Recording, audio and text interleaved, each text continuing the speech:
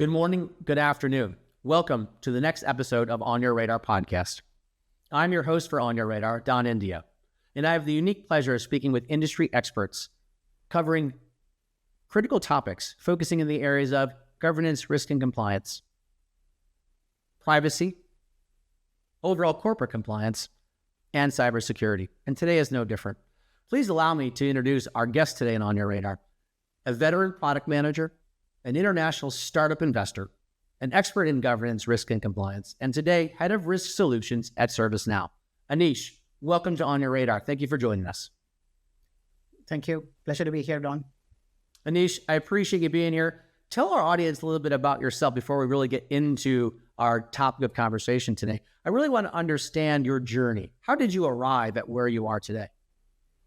Yeah, sure. It's been a long journey. Been building products for over 20 years. I never wanted to be in engineering. I ended up doing engineering when there was so much hype about, this was back in India when everyone had to be an engineer or a doctor. I mean, pretty much. So I was forced into engineering. And then when I was doing engineering, I was trying to get out of engineering to say, okay, this is not what I wanted to do. So I ended up doing masters in business administration. And of course, in between, I was trying to get out of all the programming. And during my master's, I always thought I'm going to be an advertising person, marketing and advertising person. But there was, in the final year for campus recruitment, there was a company that came and gave me an opportunity to be in product management.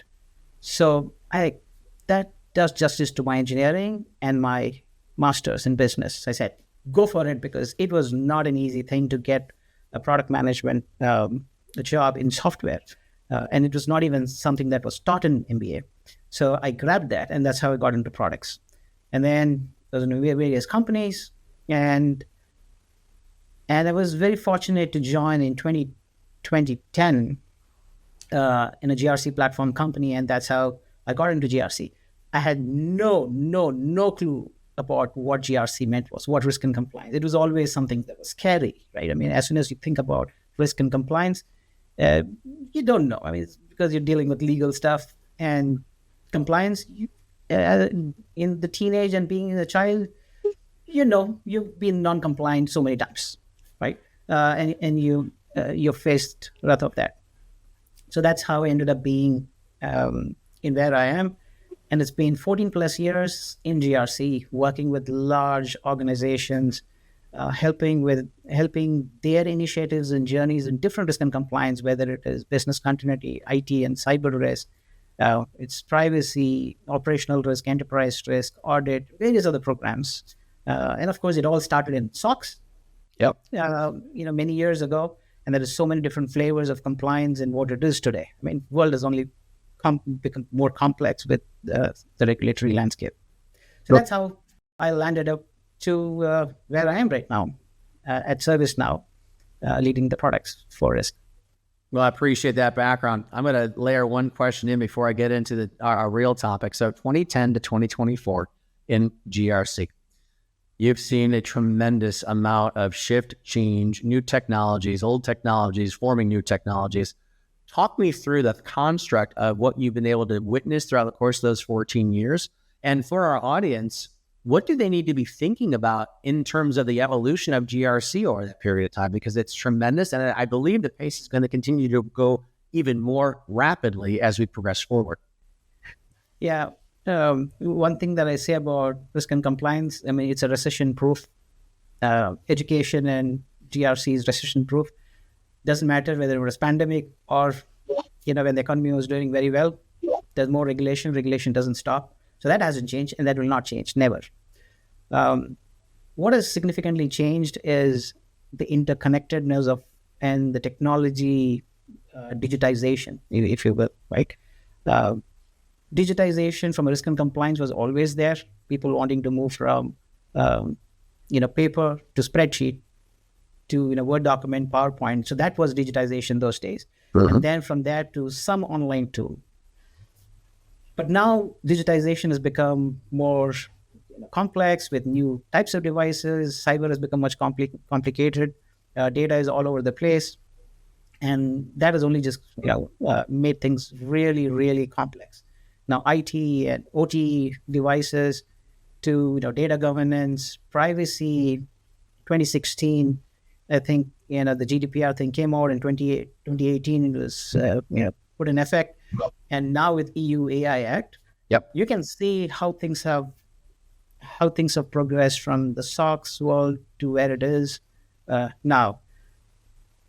What remains constant is organizations trying to manage this complex landscape. Where do I start without actually boiling the ocean? Some customers would I want to do it all because that's what the regulatory expectations are. But pick the low-hanging fruit, get quick wins, show value, and move forward. That has remained constant because otherwise the programs fail. Right? So that we have constantly seen large organizations trying to think we need to do it all, and we need to do it all alone, and we know it best. Sometimes it hurts. Nope, I appreciate that. Thank you. So let's dive into, we already started the topic of conversation in the governance, risk, and compliance. Let's talk more about the technology aspects of it. You are ingrained in this world 14 years. Share with our listeners what you see as the current pain points and obstacles organizations have with proper compliance. You kind of alluded to it in that preamble of the 14 years. Talk a little bit more about the pain points that organizations have. I think the biggest challenge remains the number of people to support the programs. So staffing those projects, budget constraints, and the number of regulations. And as organizations grow, sometimes the size of these teams don't. There's more work, there's more regulatory landscape that needs to be monitored. So regulatory change is another aspect. And translating that regulatory change that's evolving and that's coming, which is applying to these organizations, understanding the impact of those organizations, translating that to relevant policies, controls, and things that needs to be done to ensure, the obligations are met. It's a daunting task. Now, out of all of that, the governance, the important aspect is it needs to come top down. You need to have really good executive direction right from the board, and identifying key stakeholders right from whether it's chief compliance officer or chief risk officer or chief ethics or sustainability officers involved in the overall process, right? And that sets the tone, and also to ensure organizations are not looking at this in a siloed way.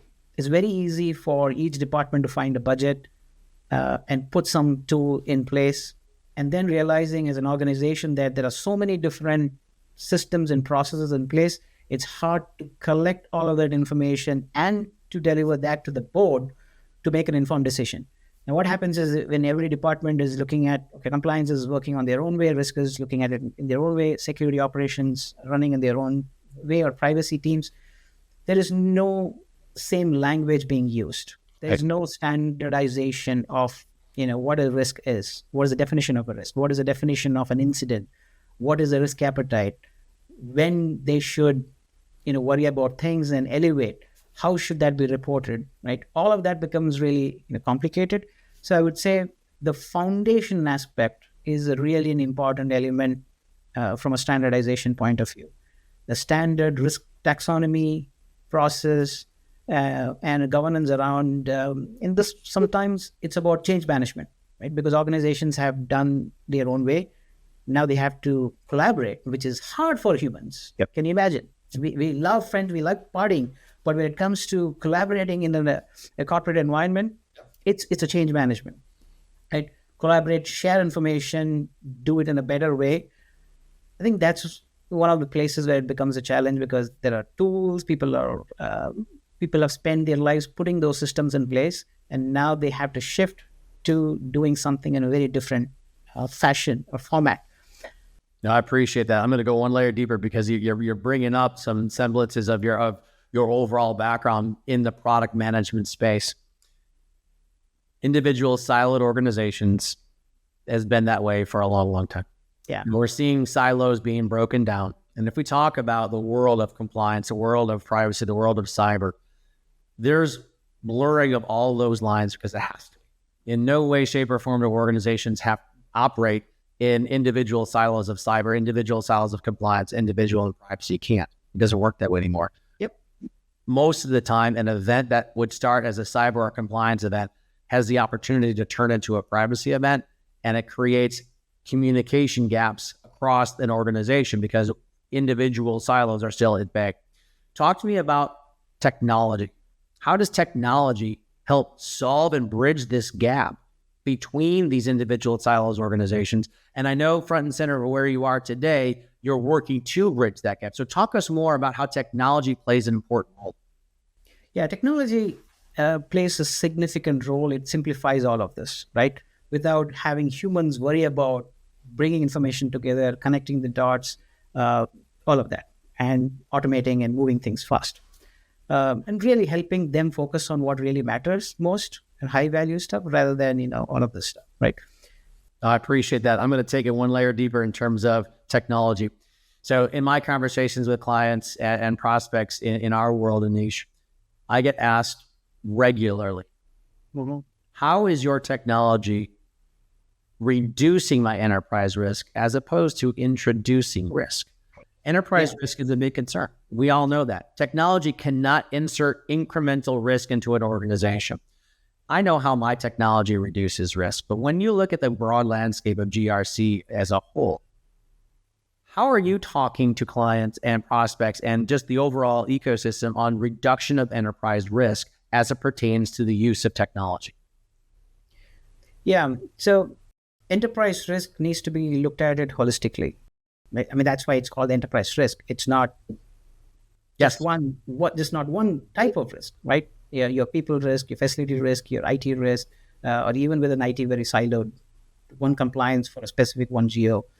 So it needs to be looked at holistically. So how we are helping is bringing all of this together. I will give you a classic example of what's happening right now in terms of privacy and data governance itself. If you see data governance, privacy, AI governance, all of that coming together in many ways, because for AI, data is required. Data is the gold, which means there needs to be data governance around it.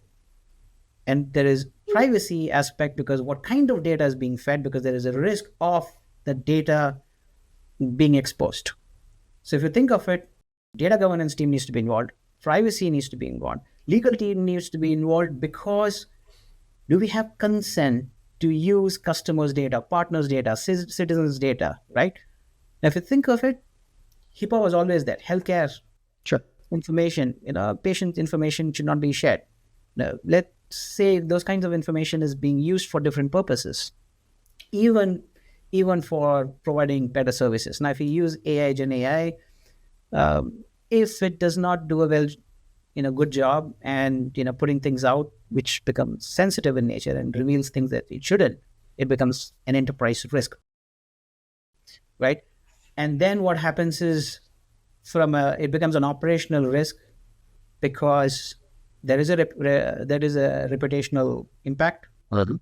Then you're dealing with lawsuit, legal cases, your expense goes high, then you get scrutinized by different regulators because of what happened, because of the breach, either not reporting on time. So everything is really connected from an enterprise risk point of view. And what we are doing is providing a single place for managing different types of risks. Think of each of these risks are categorized differently, right? Because there are different risk owners or risk champions who have their charter to ensure the risk is contained and minimized. Yep. And to be able to provide that view by different slice and dice, and to be able to continuously monitor what's happening as much as possible in real time or near real time, so that it's not too late when it happens, right? And it can be contained. So that's what I'm focusing on. No, Aneesh, I appreciate that. Great insight for our audience. If you think about starting simple and growing it, equally having it in a centralized repository dashboard of your entire corporate risk and what is your risk appetite. They're two different things, but being able to visualize corporate risk is going to be a critical component as we continue to move forward, as regulations continue to I'm going to say expand, but new ones are being created as well, just beyond the overall expansion.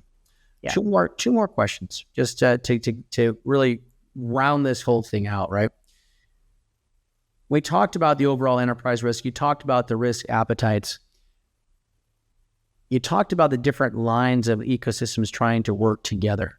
So for our audience, tell us the groupings of individuals that need to be communicating together, because siloed privacy, siloed CIOs, siloed cybersecurity, how should they be working together? What is the optimal way organizations need to be running this visibility into enterprise risk and their overall corporate compliance?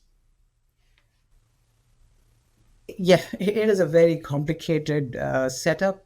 Yep. And as organizations grow, it becomes difficult, right? Because there is an enterprise risk group, then there is a cybersecurity group led by the CISO, usually under the CIO's organization. Mm-hmm. And then there is a general counsel under which privacy, legal, others come in. If you look at the recent, I think Gartner study, which said it's so critical for general counsels to work with the CISOs, because if CISOs are dealing with all the cyber incidents along with privacy aspects today, it rolls into the CIO because it's about information, and now CTOs are worrying about building out AI capabilities and making it available. So now CTOs have to work very closely with the CIOs, with the privacy teams, with the data governance team, with the corporate compliance team, with the enterprise risk team, to build products, deliver services, how to ensure you're complying to various standards, regulations, and everything else. So it's absolutely critical for everyone to work together. And you can see there's so many different parties, and that's where workflows become very important. Uh-huh. Provide, okay, who is required? You need almost like a checklist for a specific type of thing. If you're launching a new product, who are the folks who need to be involved in the process to give a sign off for a new business initiative or a new product launch, right? So that when it releases, it has everything in place. If there is a breach, who are the stakeholders who need to be involved in reviewing and signing off before it actually gets communicated to the regulators? It needs a process. And that's where governance comes into the important aspect. And that translates into having the right set of governance and policies in place so that it becomes very clear no one is scratching their head trying to figure out what needs to be done in a specific situation. Yep. If you think of it, business continuity as a domain has been there for a very long time, and everyone is aware of business continuity from an IT, whether it's IT disaster recovery or general business continuity point of view. They have done this exceptionally well forever, because if something fails, something goes wrong, what do I need to do?